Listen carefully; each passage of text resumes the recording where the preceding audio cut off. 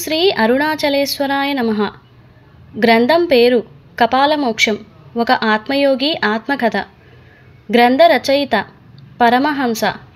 అధ్యాయం 64వ భాగం. శంబల గ్రామం నా దర్శనానుభూతి. త్రికాల జ్ఞానం వలన నాకు కలిగిన జన్మాంతర అనుభూతి. కాలంలో అత్యంత అల్పమైన విభాగం క్షణం. క్షణం తరువాత మరొక క్షణం రావటాన్ని క్రమం అంటారు. దీనిని కాల ప్రవాహం అంటారు. అంటే ఒక క్షణం సుదీర్ఘంగా ఉంటే మరొక క్షణం స్వల్పంగా ఉంటుంది. ఈ రెండు క్షణాల మధ్య ఉండే ప్రవాహమే కాల ప్రవాహం అన్నమాట. అనగా కాల విభాగమైన క్షణంలోనూ అలాగే ఈ క్షణాలలో ఉండే క్రమంలో మనం సంయమం చేసినప్పుడు కలిగే స్థితి కాలాతీత స్థితి అవుతుంది. దీని ద్వారా మనకి వివేకం వలన జనించే త్రికాల జ్ఞానం కలుగుతుంది. అంటే ఇట్టి వివేక జ్ఞానం త్రికాల జ్ఞానం అన్నమాట. దీని వలన మనకి ఈ విశ్వంలో సమస్త వస్తువుల భేదరూపాలకి కారణాలు, అన్ని విధాల కాలాల్లో జరిగే వస్తు సంబంధిత విషయాలను తెలుసుకోవటము జరుగుతుంది. అట్టి వాణిని సర్వజ్ఞాని అనడం జరుగును. అనగా ఈ శరీరం యొక్క వర్తమాన విషయానికి ఇది ఏర్పడడానికి గల మూల కారణం ఏంటి, అది ఏ విధంగా ప్రస్తుత స్థితిలో పరివర్తనం చెందుతుంది, ఎంతకాలం ఈ స్థితికి చేరుకుంటుంది, భవిష్యత్తులో ఇది ఏ విధంగా మార్పు చెందుతూ ఎంతకాలానికి మళ్ళీ తిరిగి తన యథార్థ కారణంలోనికి చేరుకుంటుందో, అంటే ఈ దేహం ఎన్నాళ్ళ క్రితం పుట్టిందో, ఏ కారణం కోసం పుట్టిందో, ప్రస్తుతం దీని స్థితి ఏమిటో, రాబో కాలంలో దీని రాబో అవతారాలు ఏమిటో ప్రతిదీ స్పష్టంగా తెలుస్తాయని పతంజలి యోగశాస్త్రం చదివితే అర్థమైంది. మరి నాకు ఈ చక్రం ఇచ్చే త్రికాల జ్ఞానం వచ్చిందో లేదో తెలుసుకోవడానికి నా జన్మ వివరాలు తెలుసుకోవడం ఆరంభించాను. అప్పుడు నాకు ధ్యానంలో నా మనోనేత్రం నందు పరమశూన్యం కనపడసాగింది. అందు నుండి ఒక శూన్య బ్రహ్మ వచ్చినట్లుగా, ఆయన కాస్త 1000 బ్రహ్మలుగా విడిపోయినట్లుగా, అందులో నాలాంటి ఆకారం ఉన్నవాడు కాస్త జ్ఞానబ్రహ్మ పదవి పొందినట్లుగా నాకు అనుభూతి కలగసాగింది. ఈ జ్ఞానబ్రహ్మ కాస్త స్వానుభవంతో బ్రహ్మజ్ఞానం పొందాలని ప్రయత్నిస్తూ యోగ సాధన చేయడం జరిగింది.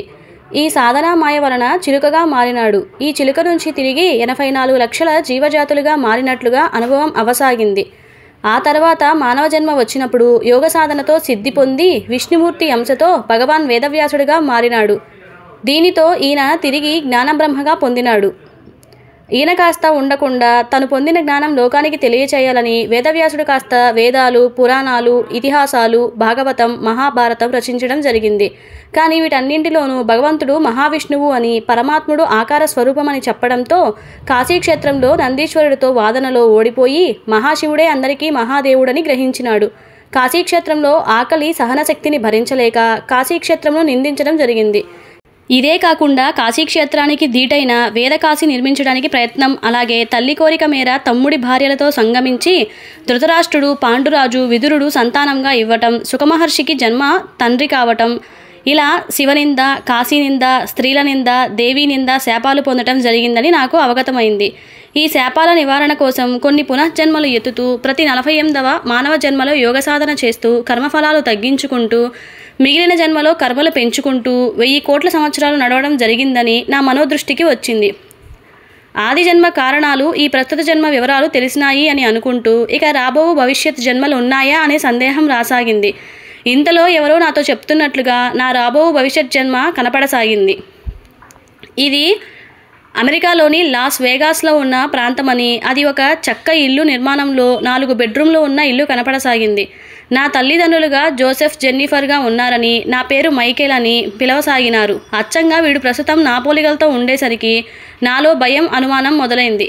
ఆర్కిటెక్చర్ జాబ్ చేస్తున్నాడు అంటూ నా భార్య, సంతానం వివరాలు, ఇలా మున్నగ విషయాలు, అంటే ప్రస్తుతం ఆ జన్మ తర్వాత వచ్చే జన్మ వివరాలు ఇంత స్పష్టంగా కనపడుతుంటే అసలు ఏం జరుగుతుందో నాకేమీ అర్థం అవ్వటం లేదు.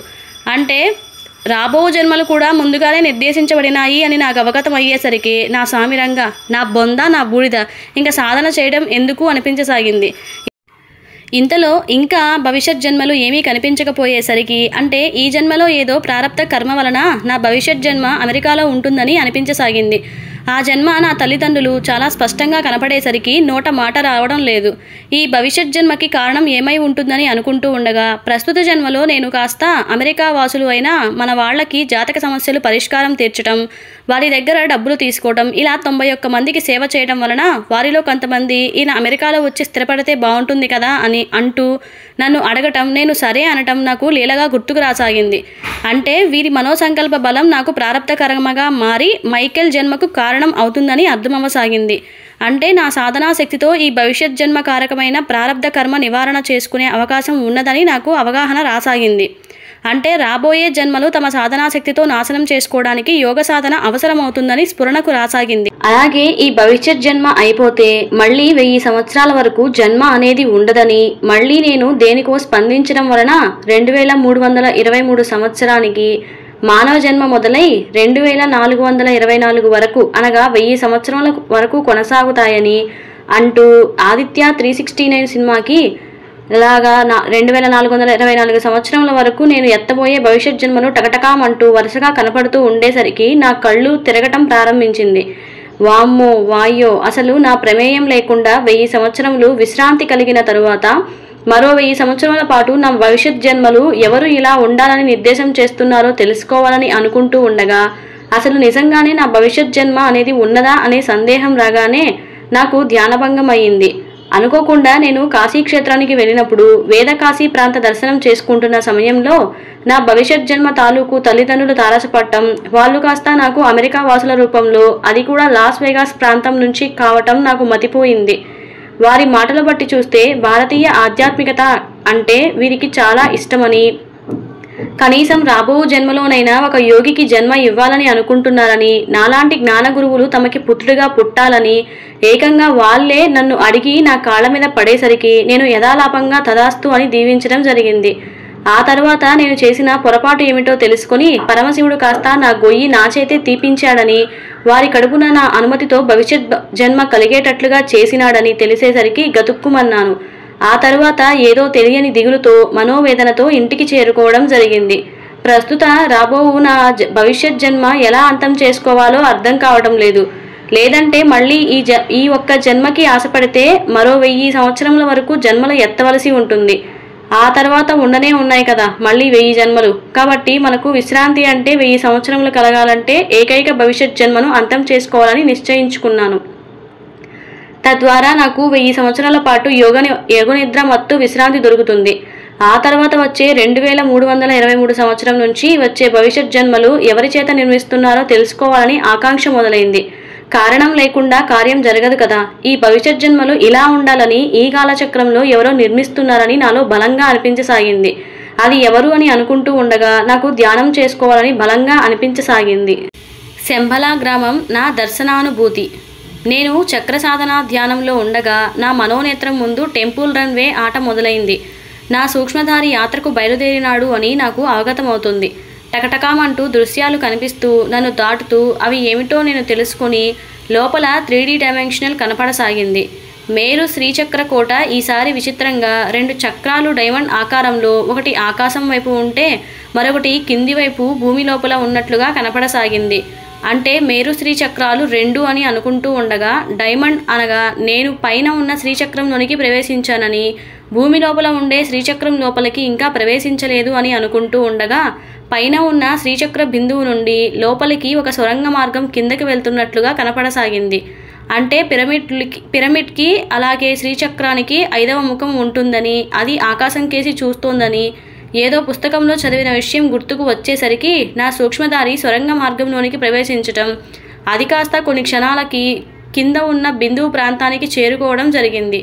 ఈ బిందువులో గిరగిరా తిరుగుతూ ఒక నల్లని శిల కనపడుతూ ఉండగా అది కాస్త పైకి లేవటం, నా సూక్ష్మధారి అందులోనికి దిగటం, అది కాస్త అష్టదళ పద్మదళ ఆకృతిగా ఉన్న హిమాలయ పంక్తి చేరుకోవడం, అంతా నాకు ఒక కళలాగా, ఒక ఇంగ్లీష్ సినిమాలాగా కనపడసాగింది. అక్కడ 4 ద్వారాలు ఉన్న ఒక విచిత్రమైన గ్రామ సరిహద్దులు కనపడటం నా దృష్టిని ఆకర్షించింది. అక్కడ నుంచి ఏవో సుగంధ పరిమళాలు రావటం, ఇదే శంబలా గ్రామం అని, ఇందులోనే సకల జీవరాశులు, జీవసృష్టి విధి విధానాలు జరుగుతాయని ఎవరో అంటున్న మాటలు నాకు లీలగా వినపడుతూ ఉంటే సుగంధ పరిమళాల వాసనకి నా సూక్ష్మధారికి యోగమత్తు ఆవరించగా నిద్రమత్తు ఆవరించినది. 3 రోజుల తర్వాత కానీ మెలకువ రాలేదు. అంతా ఒళ్ళు నొప్పులు, ఎవరో ఏనుగు పెట్టి తొక్కినట్లుగా కండరాలు, నరాల బాధ నన్ను పీడించసాగాయి. అంటే శంబలా గ్రామం అనేది ఉన్నదని, ఇందులో ఉన్నవారే భవిష్యత్ జన్మలో నిర్మాణాలు చేస్తున్నారని, ప్రస్తుతం వారి దగ్గరికి వెళ్ళటానికి నా సాధనాశక్తి సరిపోవడం లేదని నాకు అర్థమైంది. ఇది నిజమా కాదా అని పుస్తకాలు తిరిగేస్తుంటే ఒక శంబలా ప్రభువు గురించి చెప్పే పుస్తకంలో హిమాలయాలలో డైమండ్ ఆకారంలో 2 కలిసి ఉన్న స్ఫటిక శ్రీచక్ర నిర్మాణం ఒకటి ఉన్నదని, అది ఎవరికీ సామాన్యంగా కనిపించదని, దివ్యదృష్టి ఉన్న యోగులకు మాత్రమే ఇది కనిపించునని, దీనికున్న 5వ ముఖం ద్వారా లోపల ఉన్న సొరంగ మార్గం ద్వారా ప్రయాణించగలిగితే సకల దైవస్వరూపం ఆవాసమైన శంబలా గ్రామం దర్శనం కలుగుతుందని, దీనికి గుర్తుగా అక్కడ సుగంధ పరిమళాలు వస్తాయని, వీటి మత్తు తట్టుకొని లోపలికి వెళ్ళగలిగిన వారికే ఈ గ్రామ ప్రవేశ యోగ్యత ఉంటుందని వ్రాసిన విషయం చదవగానే నా కళ్ళ వెంట సన్నగా కన్నీరు రాసాగింది. అంటే నిన్న రాత్రి నేను ధ్యానంలో చూసిన దృశ్యాలు అక్షర సత్యాలని నాకు అర్థమయ్యే లోపల నా మనోదృష్టి యందు నా యోగమిత్రుడైన జిజ్ఞాసి సూక్ష్మ శరీరం కనపడసాగడం మొదలైంది.